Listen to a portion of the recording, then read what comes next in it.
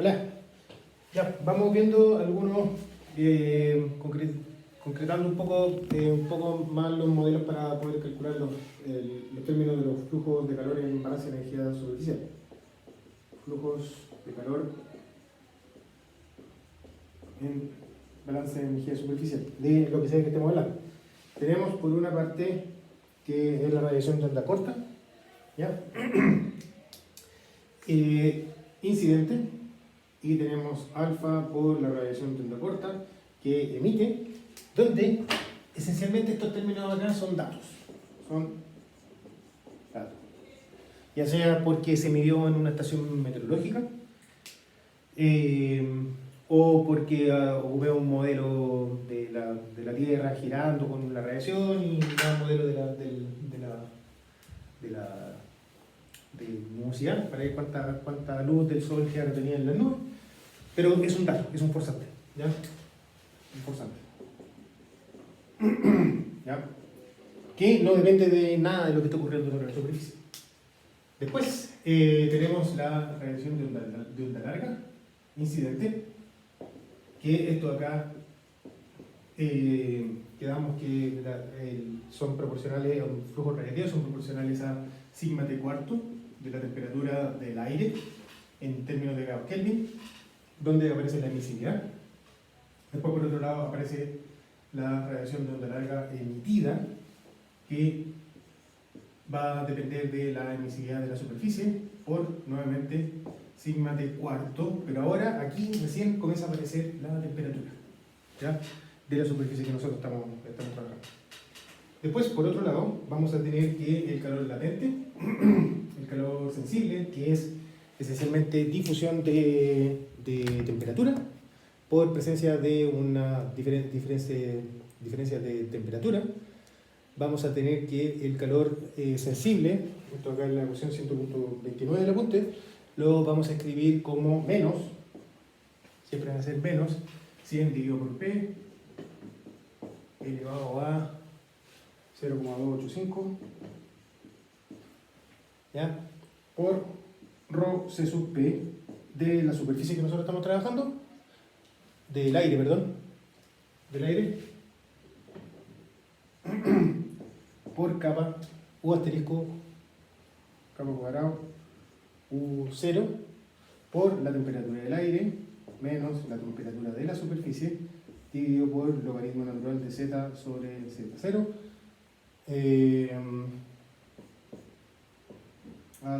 por logaritmo natural de z sobre z0, ¿ya?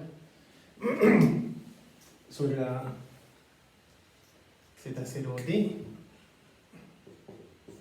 y esta acá es z0u, ¿ya? Entonces, ¿qué es lo que tenemos? Lo primero es que aparece en capa. ¿Qué es lo que hay detrás de este modelo? Es que estamos asumiendo la longitud de mezcla de Brand, que está representado por estos valores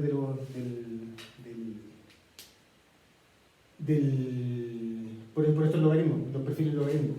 De hecho, también esto es un ZU y este es un ZT, ¿ya?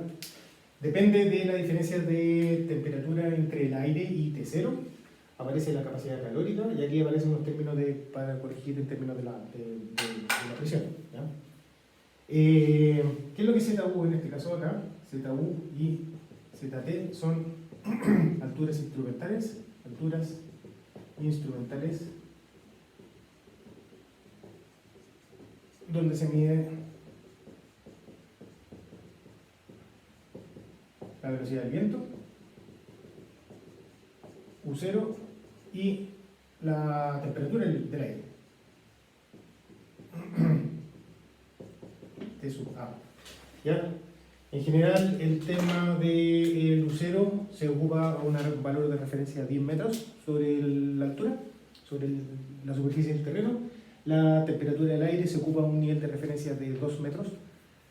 Eso es como por estandarizar un poco los resultados.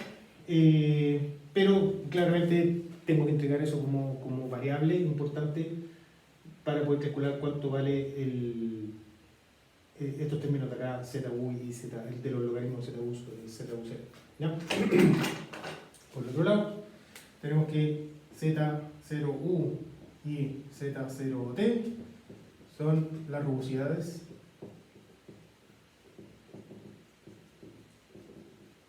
de la superficie. ¿Ya?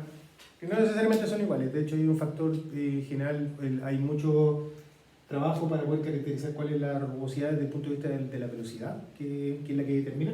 Fíjense que estos valores de Z0U y Z0T, el Z0U es esencialmente la altura sobre la superficie donde yo tengo que la velocidad es igual a la velocidad de corte, ¿ya? Y el Z0T yo tengo que sería la altura sobre la superficie donde esencialmente yo tengo que la temperatura es igual a T0, ¿ya? Que sería este valor de acá. Y esos son conceptos de rugosidades que aparecen naturalmente porque yo no puedo evaluar en Z igual a 0, yo no puedo evaluar sobre la superficie, sino que tengo que evaluar un poquito más arriba, ¿ya? Pero como les decía, hay mucho trabajo para poder caracterizar cuánto vale esta rugosidad hidrodinámica para poder la velocidad, y en general se asume que la rugosidad que entra para el cálculo de los perfiles técnicos de la temperatura es proporcional a esta rugosidad hidrodinámica. Hay un factor 7, si es que mal no me acuerdo, ¿ya? Pero estos acá son modelos que parten de la longitud de mezcla de Planck, que ya lo conocemos, y con eso se permite entonces encontrar un valor directo para calcular cuánto vale el calor sensible, que es el calor que intercambia por difusión turbulenta entre el aire y la superficie. Si es que la temperatura del aire es menor que la temperatura de la superficie, tenemos que este término acá, este H sub S, es positivo. Entonces hay una emisión de calor, hay una difusión de calor desde la superficie hacia la atmósfera. Si por el contrario la temperatura del aire es mayor que la temperatura de la superficie, tenemos que H sub S es negativo y por lo tanto hay una difusión de calor desde la atmósfera hacia la superficie sobre la cual nosotros estamos trabajando. Y finalmente aparece el calor latente, que también, como habíamos visto ayer, es un calor turbulento, es un flujo de calor turbulento, que lo podemos escribir como el proporcional a la evaporación, ¿ya? Y aparece el calor específico, se me perdió la... Bueno, el calor latente es igual a L sub V por la evaporación, donde la evaporación es un proceso, es un flujo de vapor, de agua, por turbulencia, que intercambia la superficie con la atmósfera, ¿ya? Y esta evaporación nuevamente la vamos a escribir como un flujo difusivo, 0,622, que es una constante, por la densidad del aire dividido por la presión, por capa cuadrado U0, nuevamente aparece el U0, o sea, de nuevo estamos trabajando con una longitud de mezcla de Planck, por la presión parcial de vapor saturado en Z de la temperatura menos E de T0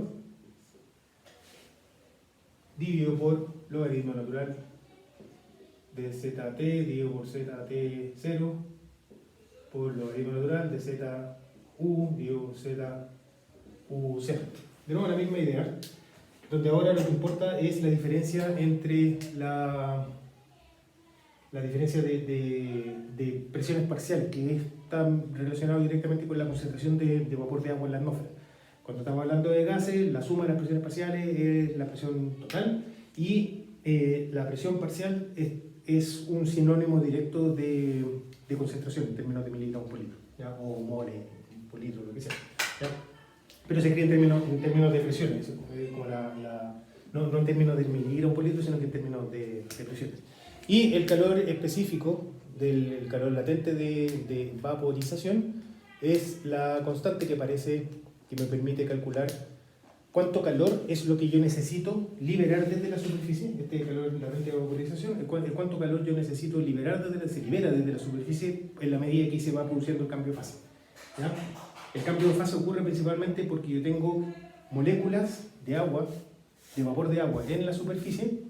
Esas moléculas yo me las estoy llevando por un proceso difusivo, y en la medida que yo me estoy llevando las moléculas, lo que está ocurriendo es un cambio de fase justo en la superficie, tal que el agua líquida vaporiza, ¿ya?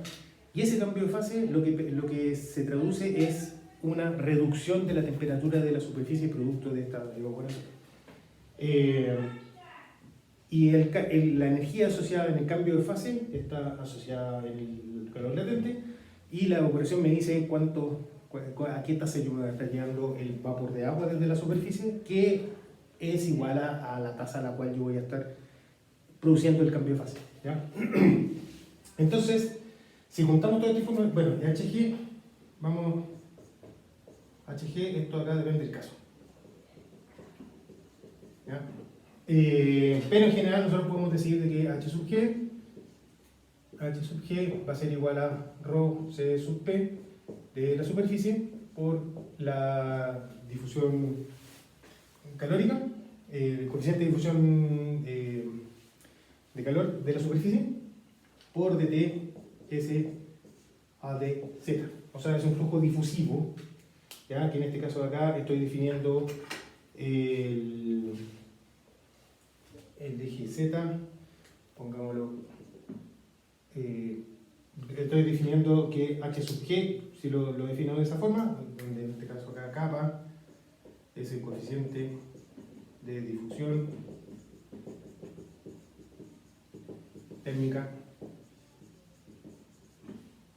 del suelo o el agua, lo mismo que ρ sub P, la capacidad calórica de la superficie que nosotros estamos trabajando.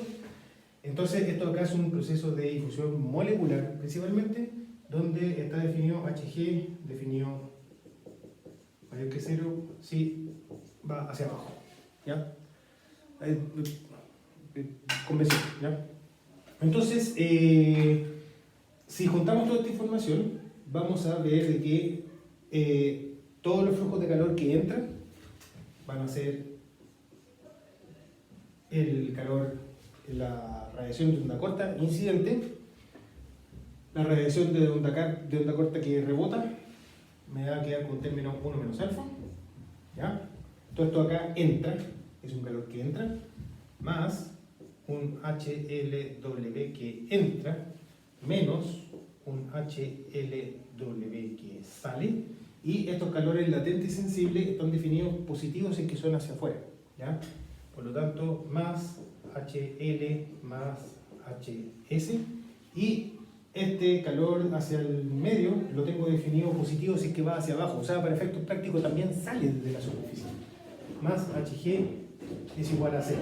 Entonces, lo que estamos diciendo acá es que la sumatoria de todos los flujos de calor que están entrando y saliendo, que inciden, o lo contrario de incidir, sobre una superficie, la suma de todas esas cosas de acá tiene que ser igual a 0, y ahí lo que nosotros estamos cerrando es el balance de energía superficial, que ha cerrado.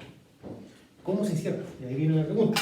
En general, todo esto de acá es una condición de borde, ¿ya? Se mide. La radiación de onda larga incidente también es una condición de borde, ¿ya? Pero estos términos de aquí dependen de este sub 0, son función de este sub 0, ¿ya? Todos estos términos de acá. Entonces, lo que estamos diciendo con esta cosa de acá es que esencialmente el valor de la temperatura en la superficie que uno tiene es el valor tal que hace que todo esto acá tiene que ser igual a 0. Y el problema del balance de energía superficial se traduce entonces a determinar cuánto tiene que ser la temperatura que uno tiene en la superficie tal que la suma de toda esta cosa acá tiene que ser igual a 0. La suma de todo lo que entra tiene que ser igual a 0. Y también lo pueden ver de que estos términos de acá son, de alguna manera, son crecientes con la temperatura. Estos términos de acá, de la radiación de onda larga que emite, es proporcional a sigma de cuarto, entonces aumenta la temperatura, se emite más. Estos HL y H sub S también son proporcionales con la temperatura. Si es que T0 aumenta, este término de acá se va haciendo cada vez más grande, TA menos T0 se va haciendo cada vez mayor, y por lo tanto T0 mayor que TA, esta cosa queda positivo.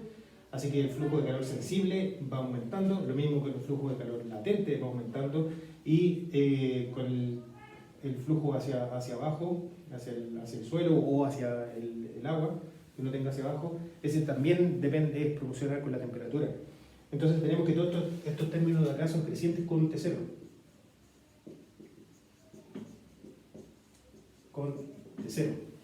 Por lo que ocurre algo que me imagino que conocemos, de que si estamos en verano, donde hay mucha radiación solar que está entrando sobre, no sé, por la terraza o el suelo, el pavimento, lo que está ocurriendo es de que aumenta mucho la temperatura del suelo, del pavimento, lo que sea. ¿Ya? Esto toca en respuesta principalmente a esta respuesta dinámica de cambio los forzantes, puede tener cambios directamente sobre la temperatura que uno tenga en la superficie que está analizando.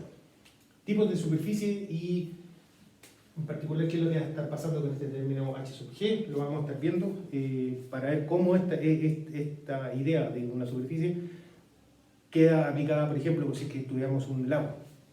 ¿Dónde está el volumen del lago? Por el momento no aparece en ninguna parte. Pero sí va a aparecer naturalmente cuando entendamos bien qué es lo que es este término H sub G. Próximos videos. Nos vemos. Chau.